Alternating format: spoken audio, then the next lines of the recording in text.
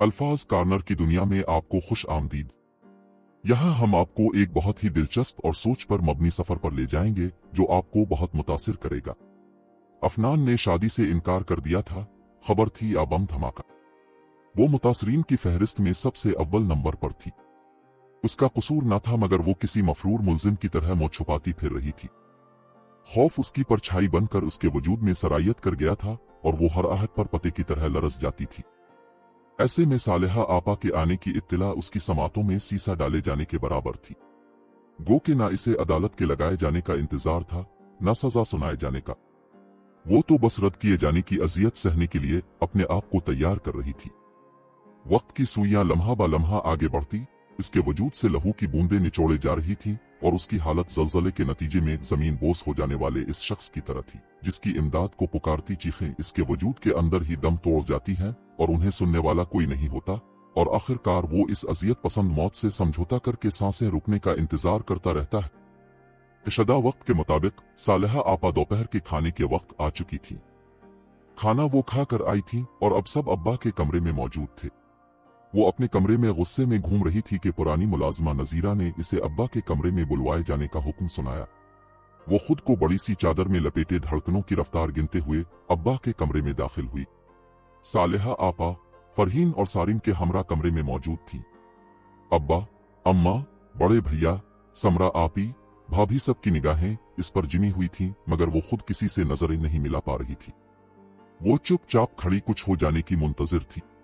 सारा, बैठ जाओ। सालेहा आपा की आवाज बेतासुर थी सो वो उनके मिजाज का अंदाजा नहीं लगा सकी। अलबत्ता समरा आपी के इशारे पर रोबोट की मानिंद चलती हुई उनके पास बैठ गई और सर झुका लिया। हम सब ने मिलकर एक फैसला लिया है कि अब जबकि अफनान ने फरहीन से शादी से इनकार कर दिया है तो तुम्हारी और सारिम। सालेहा आपा पानी के घूंट लेते हुए बात कर रही थी। अचानक उन्हें अच्छू लग गया। सारा का दिल चाहा कि वो इस मौका का फायदा उठाकर भाग जाए या फिर उन सब के सामने हाथ जोड़कर उनसे पूछे, अगर अफनान भाई ने शादी से इनकार कर दिया है तो इसमें मेरा क्या कसूर है? और सारिम, तुम तो मुझसे मोहब्बत करते थे। अफनान भाई और फरहीन का रिश्ता तो फिर भी उनके बदले तय पाया था। फरहीन से पूछे, फरहीन तुम भी तो एक लड़की हो, खुद को मेरी जगह रखकर सोचो कि अगर अफनान की जगह सारिम ने ऐसा किया होता तो क्या तुम उसके किए की सजा भुगते हुए खून के आंसू नहीं रोती? मगर उसके अल्फाज कुव्वत गोयाई से महरूम थे।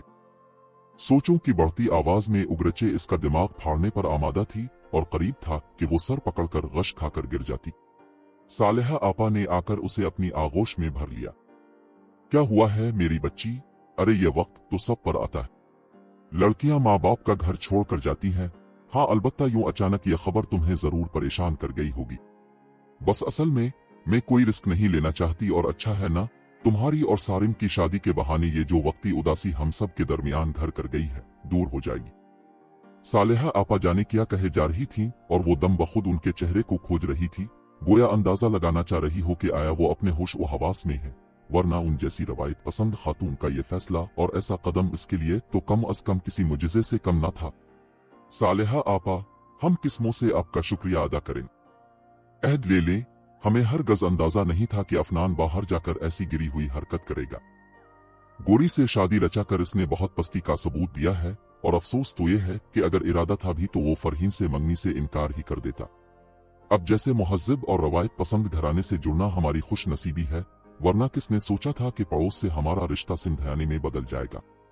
मुझे तो अब तक यकीन नहीं आ रहा कि अब सब ने इतना बड़ा दिल किया और हमारी सारा को ठुकरा कर जाने की बजाय दिल से अपना लिया। वरना अक्सर तो ऐसे मामलात में यही देखने में आया है कि अगर एक तरफ से रिश्ता टूटे तो दूसरी तरफ से भी बराबर का बदला लिया जाता है। आपके ज़र्फ ने हमें जीत लिया। समरा आपी ने गोया सारा के दिल की बात कह दी थी। खुद इसके दिल में भी सालेहा आपा की कदर मंजिलत बेहद बढ़ चुकी थी। नहीं समरा, ऐसे मत कहो, मैं इंसान हूं, फरिश्ता नहीं। मैं आज भी रवायत पसंद हूं मगर मैं सिर्फ इन रिवायतों की तरक्की की हामी हूं जो मुस्बत हूं। अदले बदले की शादी अगर हम पल्ला और बखुशी हो तो कोई हर्ज नहीं, मगर किसी एक की गलती की सजा दूसरे को देना सरासर नाइंसाफी है और मैं ऐसी रवायत की ना तरफदार हूं ना हामी। सारा, अब जरा जल्दी से अपने हाथ की चाय और पकौड़े तो खाने को दो। देखो जरा कैसी सुहानी हुआ चल रही है। सालेहा आपा ने इसका माथा चूम कर कहा तो वो मुस्कुरा कर सहन में बने किचन में आ गई। कढ़ाई में तेल डालकर चूल्हे पर चढ़ाया और सामने लगी क्यारियों में लगे नए सरसब्ज फूलों की कोंपलों को हुआ से झूमता देखकर मुस्कुरा दी, क्योंकि खिज़ां के बाद आने वाली बहार के झुनके इसे गुनगुनाने पर मजबूर कर रहे थे। नाजरीन, आपकी मसर्रत हमारी खुशी है और हम आपको मुस्तकबिल की हर कहानी का हिस्सा बनाना चाहते हैं। हमारे YouTube चैनल को सब्सक्राइब जरूर करें। शुक्रिया।